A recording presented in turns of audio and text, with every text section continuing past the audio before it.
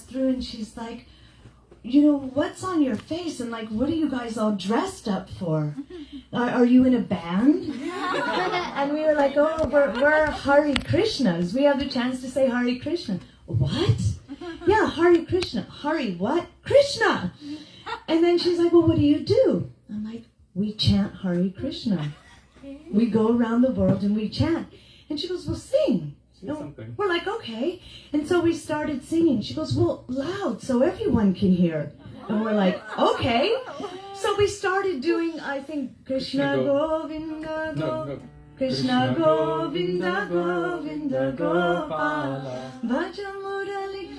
And everyone in Trader Joe's just stopped and they're looking at us. And they all came up? And we're standing there at the counter doing our thing. And we were done, everybody clapped. And we were just like, And it was because we were wearing tilak. We weren't hiding. If we are not recognizable, how will they find us? One time, we were on our way. We actually had left Badger, New Brudge, because it's just the same devotees. And we're like, we got to go preach to somebody. We got to go out there, do welfare work. So we drive out. Piled up in the van, a bunch of us. And we went driving looking for any Hindu mandir. We found one. It was closed. We were driving the streets trying to find anyone we could preach to. We ended up going to my grandmother's house. And we all just walked in there with our tilak and our instruments. We're like, hey, Grandma. She's like shaking. So then we ended up driving back toward Badger. And on the way up to Badger, because it's all agricultural there, so there are all these stands with fruits and vegetables. So, we should bring something up. You want to go up there for a week before you come back down. So we went and we started getting all kinds of vegetables to bring up. And a car comes off the road right behind us. A man just gets out of the car. He said, where have you been? And his wife gets out. She's like, thank God. And the kids are there just kind of walking out. And we're like, what are you talking about? And the wife's like, we heard that there are Krishna bhaktas somewhere in the mountain. So every weekend, we have to get in the car and we drive the mountains looking for the Krishna bhaktas. But if we weren't wearing these clothing, if we didn't have tilak, he would have just kept searching. Where are the devotees of Krishna? Where are they? We would look like anyone on the street. So even something as simple as wearing tilak. I mean, I wear these clothes everywhere. I don't have like a separate outfit that I wear, I wear my saris or my, Anarkalis. And people walk up to me every single time I go out. Oh my God, your clothes are amazing. Where did you get them? Louis Bazaar. I got them in India.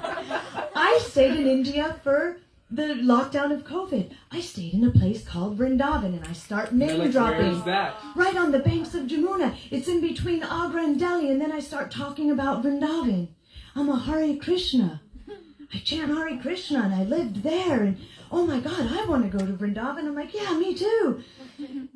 Just something so simple as not hiding the fact that we've been granted this knowledge and mercy. We think we want to fit in, but we want to be known as those who are in the school of Mahaprabhu. You see, when children, at least in other countries, especially like England, they have a suit, a uniform, and you know what school they're from. You automatically know, oh, they're from this. Automatically, if anyone sees us and we're wearing tilak, they know, oh, you're of Krishna. They already know you're a strict vegetarian. They know you jump up and down in the streets and you chant the Maha Mantra. But if we can be normal, like I was in England, in Covent Garden with my niece, and we were in an antique place, and we're wearing tilak, and we're just shopping and looking at stuff. And the guy looks at us and he's like, you're Hare Krishnas. We're like, yeah. And he's like, I didn't know you did normal things. And my niece said, yeah, usually we're incognito. And he said, but why? And she said, because we're superheroes. But he was enchanted, was so enchanted just with the fact that we were normal. We're not seen as normal because they only see us jumping up and down, Hare Krishna, running up and down, back and forth, doing our little dances, you know? And they think those are the Hare Krishnas. They don't shop for food. They don't go to the store. They don't get shoes at a normal place. They probably make them. We're so odd to them. But then you'll have a Muslim covered in black with only the eyes and nobody looks twice. Right. No one looks They twice. respect it. Oh, they're a Muslim. This is their faith. This is what she's wearing. And they go and do shopping and no one looks twice at them. Because they do normal things and they wear it without any apology. But somehow or other devotees have become like, oh, I don't want anyone to know. So first of all, we can normalize being a bhakta. Wear our tilak, go out. We have the cure for all diseases. Including COVID. We have the knowledge that every jiva is crying for, whether they know it or not. And it doesn't mean we always have to go up to them. Like sometimes if we're shy to say anything and people won't look at us, then we just start talking in verses or in bhajans. Yashamati Nandana Brajaparanagara. And then she responds, With Brajajana Manasuka Kare Radhe Sham Sham. And people are looking at us like, what language are you speaking? and we're like, Radhe Radhe Govinda, Govinda Radhe. And they're like, what? And we just start going back and then we start laughing hysterically and people are like, where are you from? You know, and they ask us like, who are you? Where are you from? And what language is that? You know, so even if we're feeling shy, we try to let them hear the name of Krishna. Let them see tilak. It may not be that all of us are preachers and can go out there like Shamrani. One time, a woman came up. She was like this born-again Christian. And she came up to my friend and mine. And this is in 1996. I just came to our Gurudev. And, you know, this Christian came up to her and she goes, do you know where you're going when you die? And I just looked at my friend Anuradha and she's like, well, no. And she goes, I'm going to heaven. Do you want to go to heaven? And the answer is no. Like, heaven's only there. She's like, well, you know, Shamarani Didi, come here. And Shamarani Didi came up to this woman. I've never seen anyone do this. She came up to her. Little, thin, small Shamarani. Tiny little Shamarani, and this Christian lady's looking at her like, who are you? Shamarani goes, can you repeat after me? And the lady's like, what? She said, just repeat, Hare Krishna. And the lady's like, Hare Krishna. And then she's like, Krishna. She did the whole Maha Mantra with her. The woman did it, and we're looking at them like, is this happening? And then Shamarani walked away. And we're like, bye. We left. She wasn't going to engage her. She wasn't about to argue with her. But she just had her chant the whole Maha Mantra. And she just, okay, we're finished. You're here for this reason. We're done. And she walked away. Shamarani Didi, she never changes. She's always wearing her tilak. She always, even if it's summer, it's winter, she's bundled up. One very rich devotee brought her to this place in Brighton in England to get her hair shaved. And this like transvestite lady was shaving Shamarani's hair. And they're all like, you know, doing her. And Shamarani goes outside to just get a breath of air and just waiting. And the transvestite lady, she's like, oh my God, I love her. She's so anti-fashion. They just loved her. They were like, oh my God, she's amazing. She doesn't hide anything. And if you actually see her give a new person's class, not new person, but somebody who's come for the first time, do you know what she does? She name drops. She just says every spiritual thing she can do. Vrindavan, Jamuna, Govardhan. She'll say the names of our acharyas. She'll do anything to try to get them, to get all of this sukriti. And sometimes we've asked, you know, do you know what she was talking about? No. But I feel like I met Yoda. I mean, those are the responses we get from, you know, people. They have no idea, but they're like, they come back the next day. I met Yoda. I met a spiritual person that's going to teach me how to use the force within me. And they come back. They're like, this is a teacher. She's not hiding anything. She's straightforward. I mean, she's Shamrani. If you've met her, she's just like sometimes so cut and dry. And they're just sitting there going, wow. She's not sugarcoating anything. She's just talking about it with absolute faith. Have you seen her? You know, she'll just go to a new person in the first person, or she's talking about Krishna. In the first second, in the first universe, Krishna appears, and then he appears in the second universe, in the second second, because that's the first class she ever heard from Srila Prabhupada. So that is her main class. And she said, any other class I've ever told has been built off of that. She said, I tell the same thing every time, but it's all built off of the first class I ever heard from Srila Prabhupada. Nice. And when she meets new people, she starts with that, what her Guru Dev gave her. Beautiful. Anyway, so we don't have to necessarily push. Another thing is to not be attached. Don't be attached. When our Guru Dev was manifest here, we would go out and tell about Sri Guru and tell them everything, and they would go anywhere else. And that was where that jiva needed to go. It's not up to me to say, you have to have my Guru, otherwise it's wasting my time. No. Tell them about Krishna, the Atma, the soul, if they're willing to listen. But then we also know that we shouldn't push Krishna or the holy names on a faithless person, because it is a nam aparad. So we also have to be careful to not try to shove that, to preach it and shove that down someone's throat. Right. You know, we can try by hook or by crook to let them hear the name of Krishna. Just look at something, oh, Krishna, isn't that beautiful? And keep walking. Let them hear the name of Krishna. Or also Harinam Sankirtan. Yes, of course, Harinam Sankirtan. But I'm just saying on a personal level, if you're not with kartals or mridanga going down the street, don't hide. Normalize being a Krishna Bhakta. It's the most beautiful thing there is. And if someone can ask us, the very least we can say is that this marks my body as a temple of God, and the Lord is sitting in my heart, and I chant this mantra. Have a book. This will tell you about it. Always carry one of Srila Prabhupada's books. So easy to understand. Give it to anyone. Always we should. Those people that pulled off the side of the road, do you have any books? Do you have any prasad? And thank God we had them.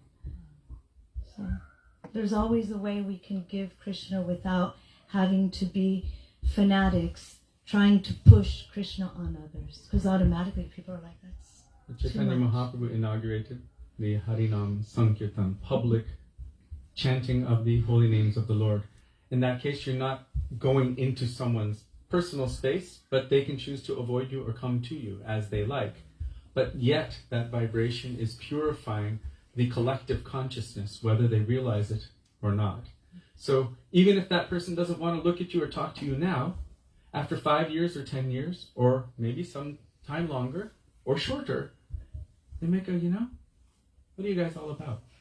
Because their heart's been gradually purified just by the vibration in the ether. Our Gurudev said that Harinam is like a pebble or rock, a stone you throw in a pond. And he said the waves go in every direction and touch every edge of that pond. In the same way, except for that, Harinam Sankirtan, like this stone, is not only going to the edge of the pond, but it's going in all directions, and sound vibration never ends. It continues to go. So he said, even if there's some animal that's being slaughtered in some far distant location, that mantra is touching them. Anyone who's having any difficulty, that mantra is touching them. Whether they realize it or not, the purification is there. So Srila Prabhupada instituted around the world what Mahaprabhu wanted to happen. He even said you can close the temples, but Harinam Sankirtan should not stop. The congregational chanting of the holy name. That's not as important as that. Mahaprabhu wanted to give. So you can purify the global collective consciousness just by following that simple order of Chaitanya Mahaprabhu. Nir aparar nam loilo pai premadhan. Always chanting the holy name of the Lord. Always being in the association of devotees. Chanting with prayer for love and affection, and by that, praying will manifest. Having mercy on the jivas. It's not by feeding them, it can be, giving them prasadam, but the greatest mercy is to give them the name of Krishna. Within that, everything is present. So, if we simply follow that order of Mahaprabhu, then we will be able to affect as many people as possible in the easiest way. And then Namahatta, Bhaktivinoda Thakur explains this. Hemant Prabhu is doing a program in his house. In another place, someone would be doing a program in their house in another place. And within a massive radius of that space, everyone is getting purified, whether they realize it or not. The more people that are doing Harinam Sankirtan in any place, the more purification of the collective consciousness will take place. So through that process, through the process of Nagar Sankirtan, you will also be following the order of Mahaprabhu, the order of Guru, purifying your own heart, cleaning the mind, awakening your own eternal relationship with Krishna, purifying everyone else. Haridas Thakur, when asked, what is better, silent chanting or loud chanting? He said, if you're only silently chanting, then you're helping yourself. But if you're chanting loudly, not only is it helping you, but it's helping all other beings, not just the humans. Animals, the birds, the trees, the creepers, everything is getting benefited. So by that, purification will take place. And that person who might be antagonistic now, it is simply an external imposition over the soul. Inside, they are still Nitya Krishna Das, an eternal servant of Krishna. So you can also pray for them, for their benefit. Vaishnavas do this. They pray for the benefit of others. Somehow or other, pray for them. This person has no inclination toward Krishna Bhakti. Please, Gurudev, please, Krishna, please help this person. And that also, the prayers of the Vaishnavas are very powerful. That's why we take shelter of Gurudev in the Vaishnavas, because we are causelessly unwilling to move forward on the path of bhakti, but still we take shelter of them that I know you know what's best for me, so please petition on my behalf. So now we're going to pray, call out to Shri Shri Radha and Krishna in the form of the bhajan by Shri Srimad Bhaktivedanta Narayan Goswami Maharaj. Braja Janamana Sukhakari Radhe Shyam Shama Shyam. You haven't sung it so much. You could only say it. Not Braja Janamana. Page 366 in this tiny book. I'll try. Page 198 in the spiral.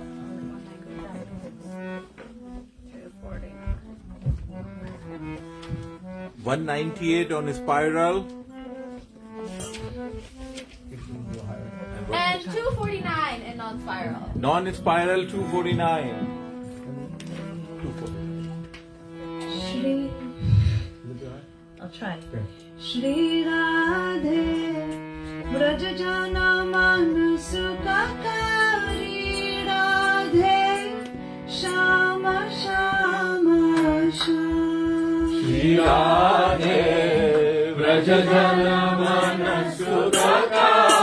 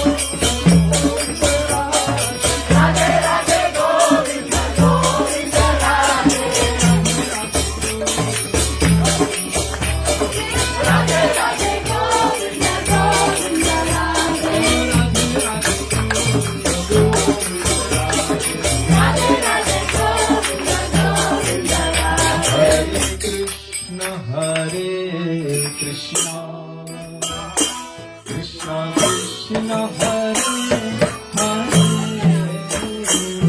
Hare Rama Hare Rama, Rama Hare Hare Krishna, Hare Krishna, Krishna Krishna, Hare Hare,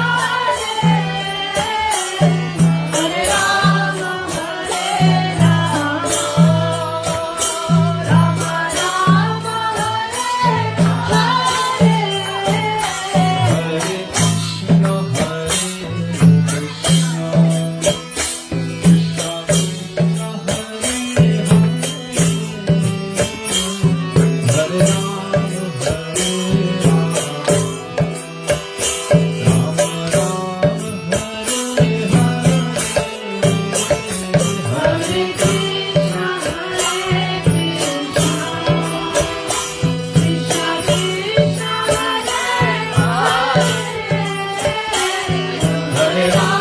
Hare Rama,